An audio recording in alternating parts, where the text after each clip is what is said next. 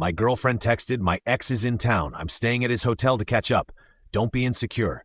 I replied, "Sounds fun." Then I changed the locks, put all her belongings in a storage unit, and texted her the unit's address and the bill. Her catch-up ended the moment her card was declined for the storage fee. Welcome to Seductive Dreams. It would be so much appreciated if you would subscribe to my channel and like the video. Now, without further ado, let's go. I, 32 male, am, or I guess was a guy in a pretty standard, comfortable relationship.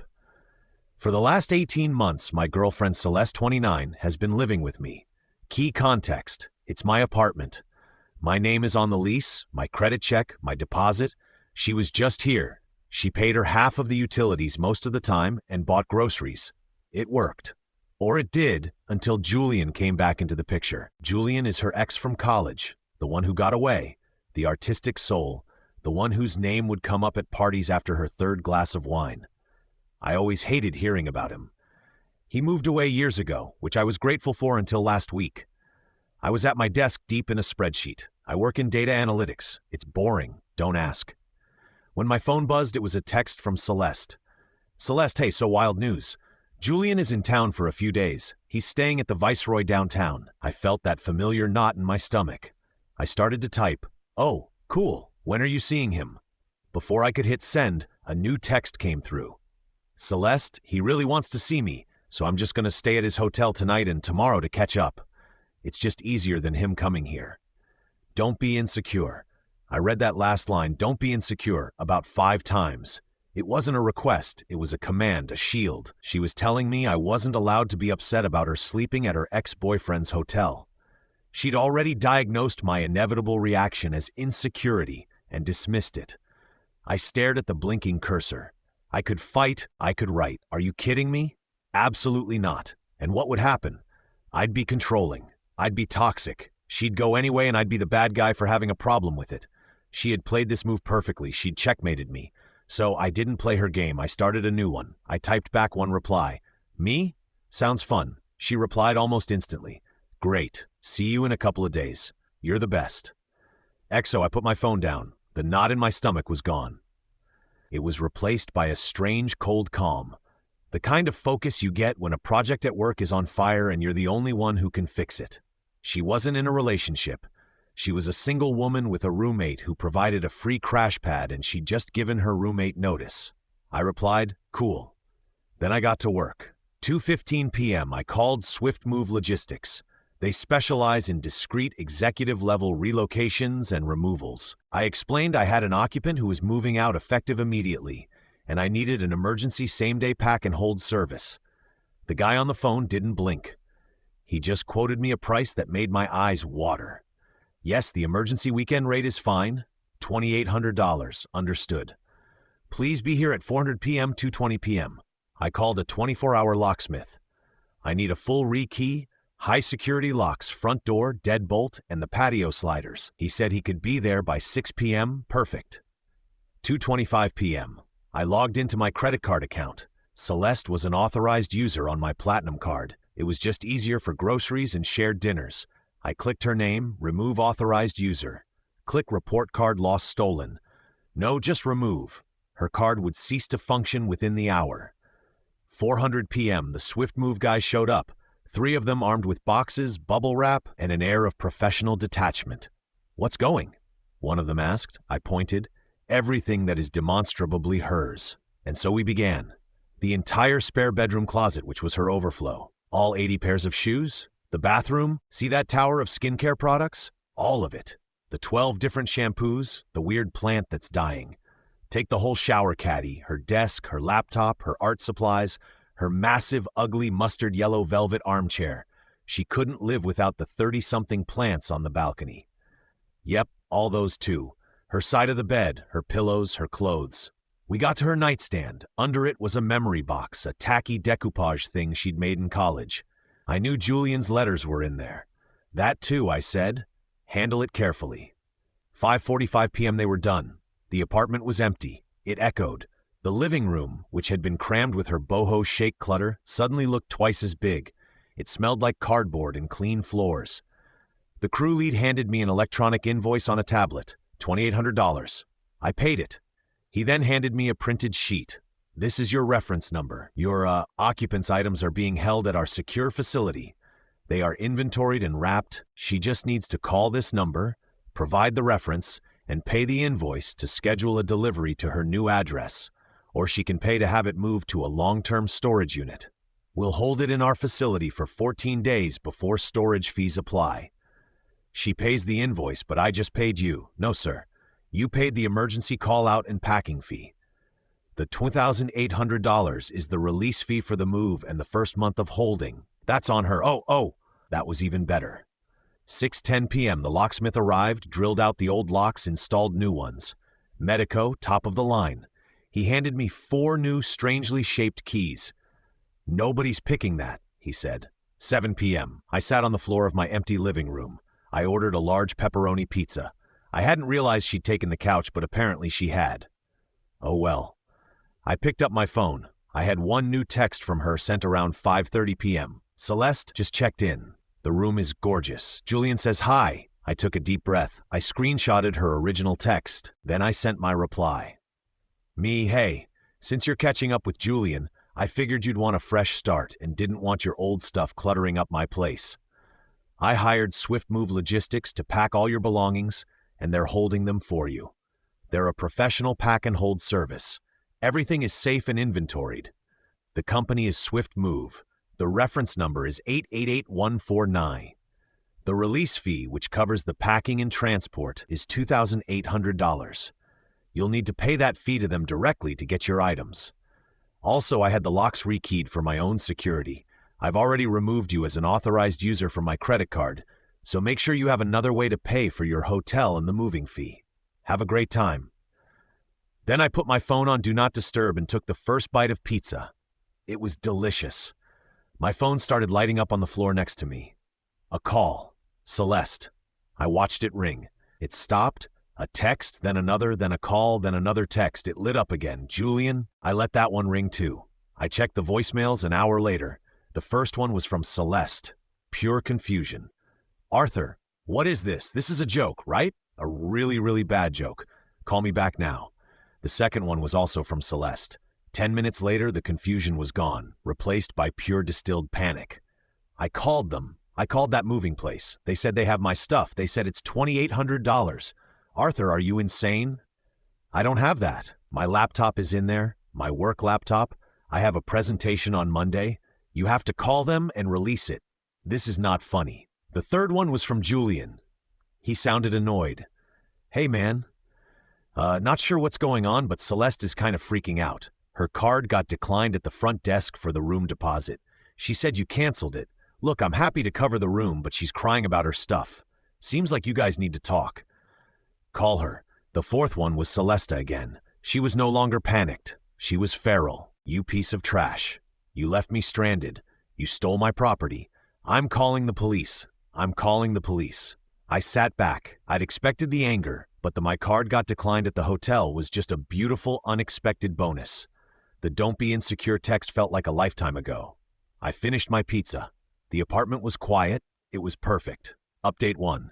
It's been 72 hours since the text. I'm not sure what I expected, but it wasn't this. The sheer multi-front entitlement assault is something to behold. As predicted, the police showed up Saturday morning around 11 a.m. 2 officers, one older, one younger, looking like they'd rather be anywhere else. Sir, are you Arthur? The older one asked. I am. How can I help?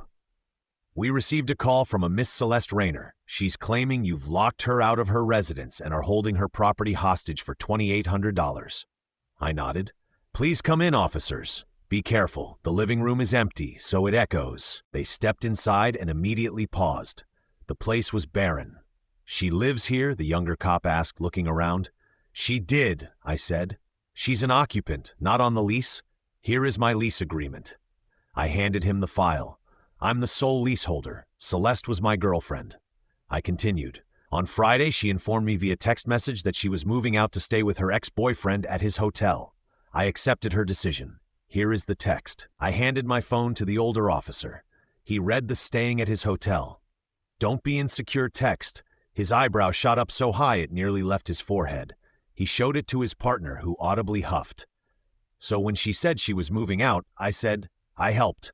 I hired a professional bonded moving service, Swift Move Logistics, to pack her belongings and hold them until she could have them delivered to her new address. They are not hostage. They are safe, insured, and waiting for her. She just needs to pay the moving company for their services, and the $2,800, that's the bill from Swift Move Officer.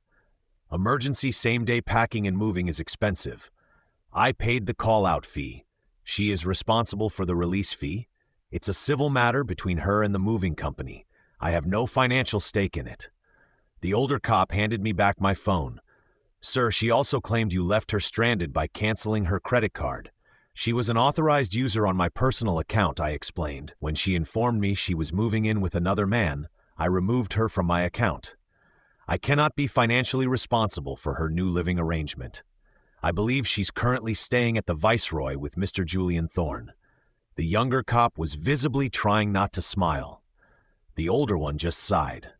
Ma'am, he said into his radio, I've spoken with the resident. He's provided a lease in his name only. He also has a text from you stating you were moving in with another man. Yes, ma'am. He states your property is not stolen. It's being held by a bonded moving company. This is a civil dispute. We cannot force entry. You will have to take him to small claims court for the moving bill if you wish to dispute it.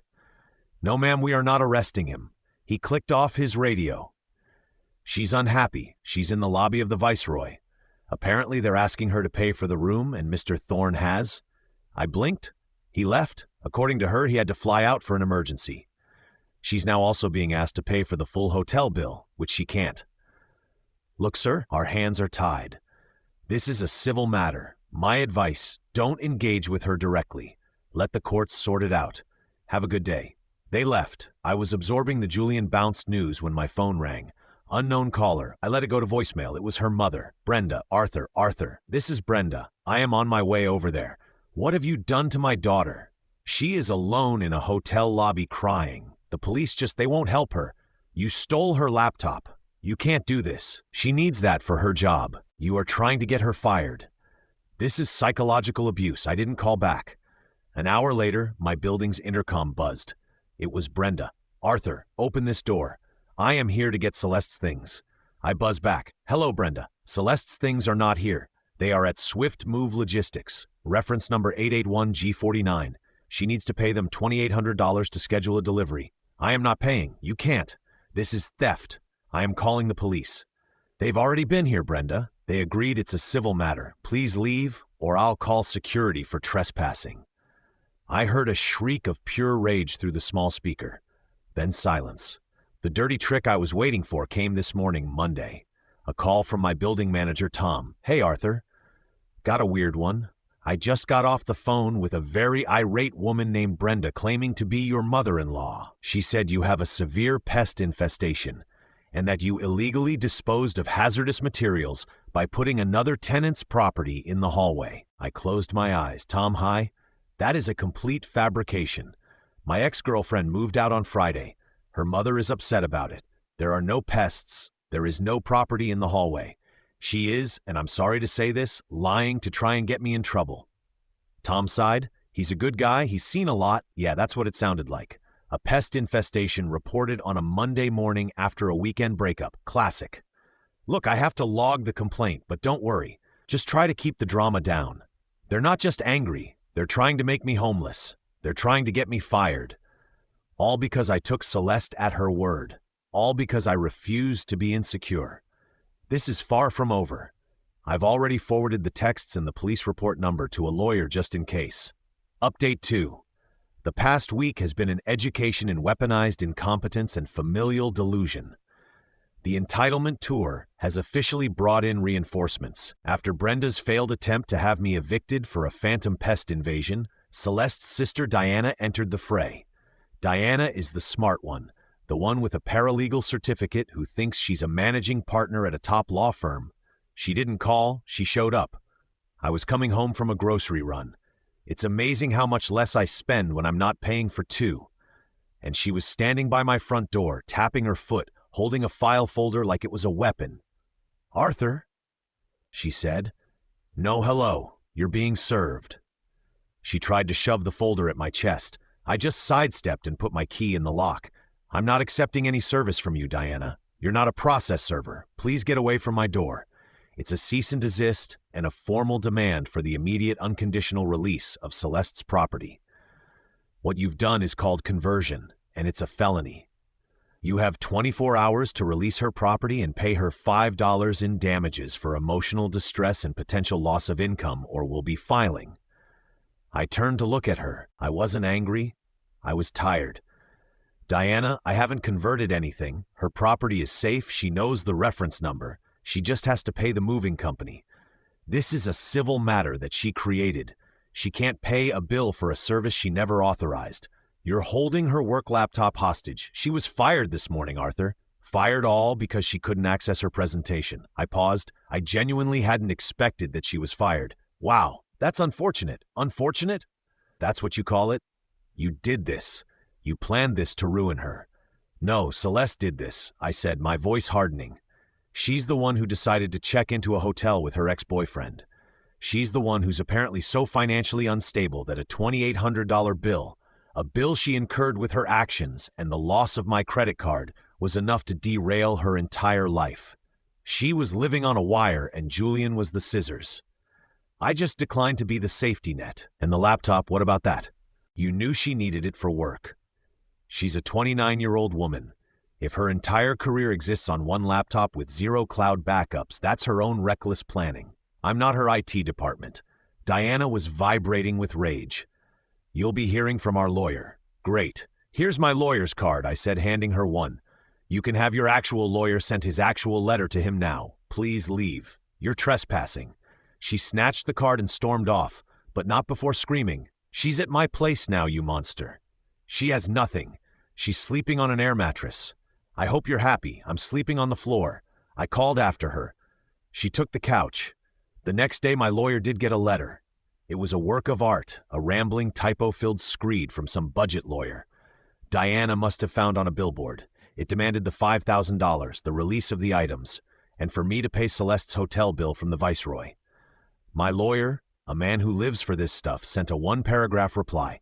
Mr. Budget Lawyer, my client, my last name is the sole leaseholder of his residence. Your client, Miss Rayner, was an occupant at will who terminated her residency via text message on date to cohabitate with another man. My client procured a bonded moving service to secure her abandoned property.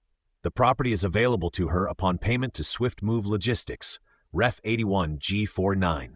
Any claim of conversion or distress is frivolous. Should you proceed, my client will vigorously countersue for all legal fees, as well as for the $1,250 in outstanding utility payments Miss Renner failed to pay over the last 18 months. Govern yourself accordingly. We never heard from that lawyer again. But the real revenge wasn't even my doing. It was the natural, logical consequence of their own desperation. My phone rang last night. It was my mutual friend Mark. "Dude," he said, sounding weird, "you're not gonna believe this." "Are you sitting down? I'm on the floor."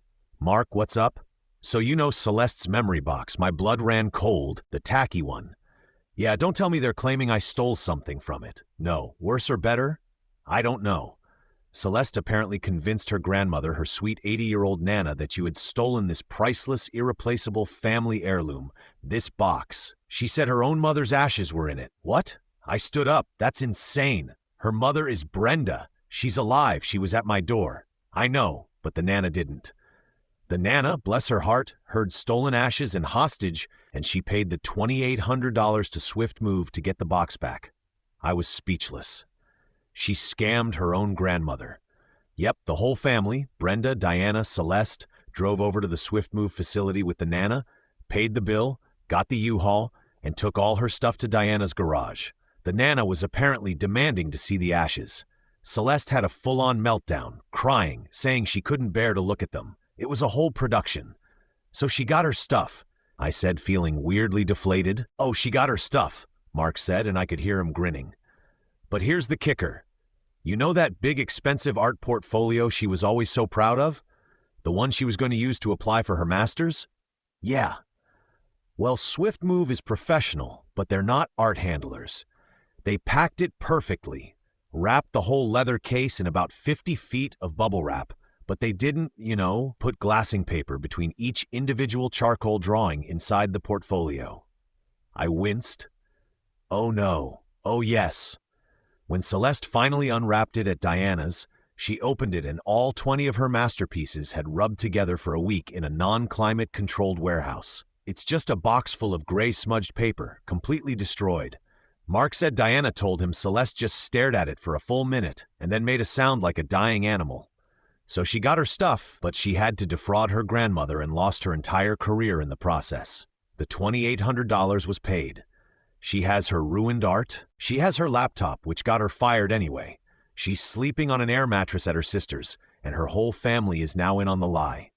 Julian is, of course, gone. Blocked her on all platforms.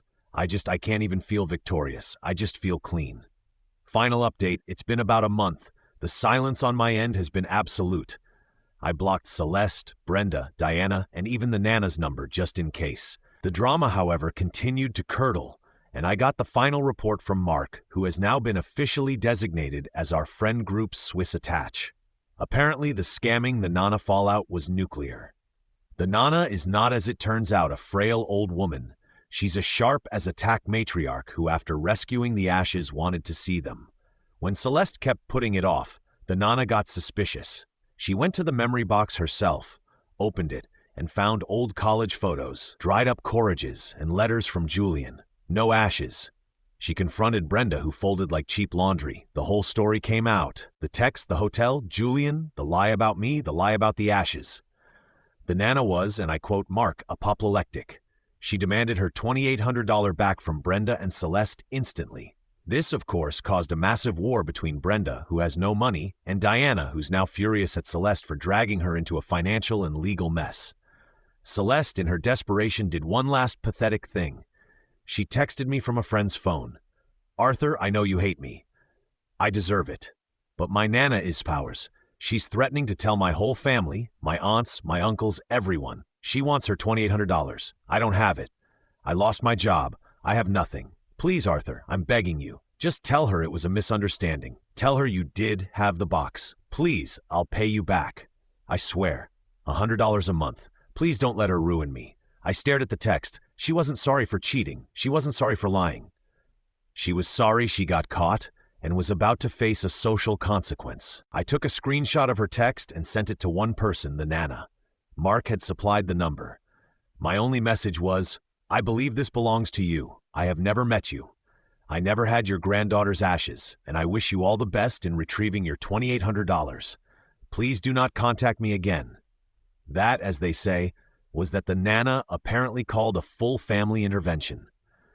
Celeste was forced to stand in front of her aunts, uncles, and Brenda and confess the entire thing. The cheating, the lies, the fraud. She's now a pariah in her own family.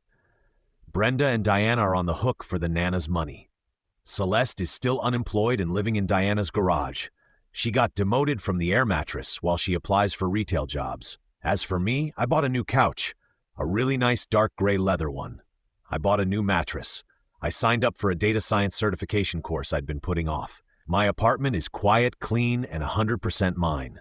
I didn't have to get her fired. I didn't have to launch a smear campaign. I didn't have to do anything but get out of the way. Celeste built her entire life on the assumption that I would always be the secure one, that I would be the safety net who would absorb her catching up and her insecurities and pay the bill. The moment I refused to be that guy, her entire fragile world collapsed. It wasn't a revenge. It was just gravity. She played a stupid entitled game and the consequences were real.